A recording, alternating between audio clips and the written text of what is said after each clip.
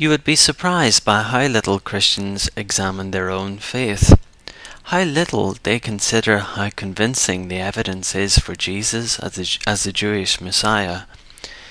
Did you know that the actual year of Jesus coming to Jerusalem to die for our sins was predicted by the ancient Hebrew Scriptures?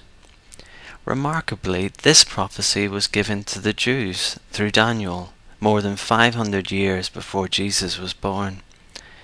The Jews had just been conquered by the Babylonians and sent into exile, but the prophets God sent to the Jews told them that they would eventually be brought back to the land. One of those prophets was Daniel, and in Daniel chapter 9, after he prayed for the restoration of Jerusalem and the temple, the following words came from God.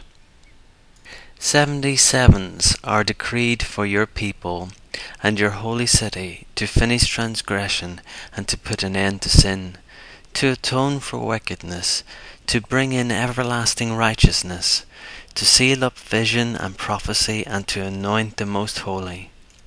Know and understand this, from the issuing of the decree to restore and rebuild Jerusalem until the Anointed One, the ruler, comes, there will be 7 sevens and 62 sevens. It will be rebuilt with streets in a trench, but in times of trouble. After the 62 sevens, the Anointed One will be cut off and will have nothing. The people of the ruler who will come will destroy the city and the sanctuary. The end will come like a flood. War will continue until the end, and desolations have been decreed. He will confirm a covenant with many for 1 7. In the middle of the 7, he will put an end to sacrifice and offering.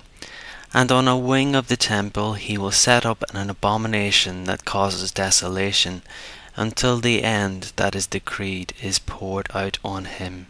In ancient Israel, time was divided into 7s. There were 7 days in the week, the 7th day being a day of rest.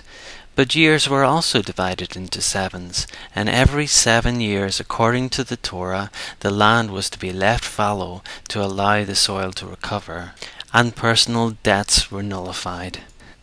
There is no doubt in this passage of the ancient Hebrew Scriptures that the 7s refer to periods of time, but do they refer to periods of 7 years? Wouldn't it be remarkable if we were to find that the time Jesus died was exactly the same as that predicted in the book of Daniel?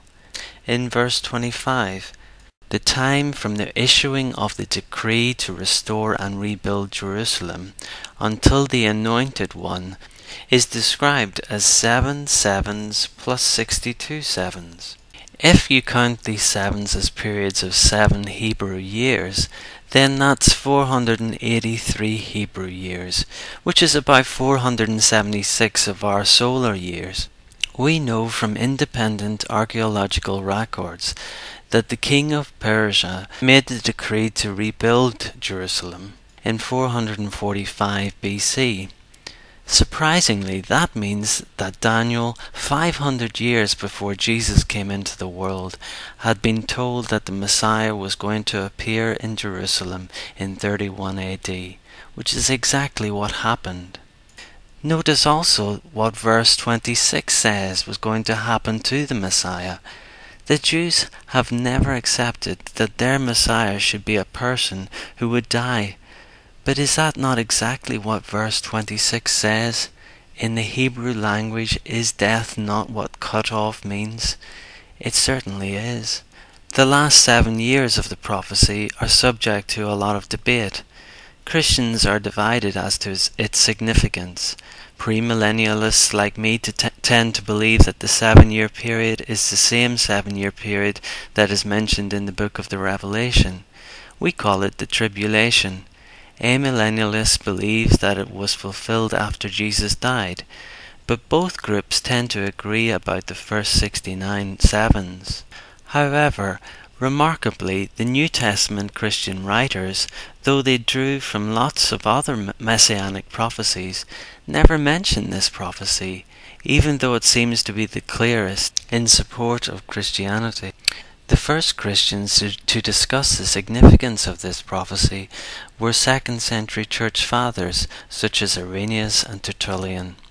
Perhaps the earliest Christians didn't have the knowledge of historical dates necessary to make the connection, which would make this huge coincidence relating to Christ's first advent, if it is a coincidence, even more remarkable. Jesus came at exactly the right time in history, the time predicted by the ancient Hebrew scriptures, and he was killed as prophesied. Not long after his death, the city of Jerusalem and the temple were destroyed, again fulfilling the words that God gave to Daniel.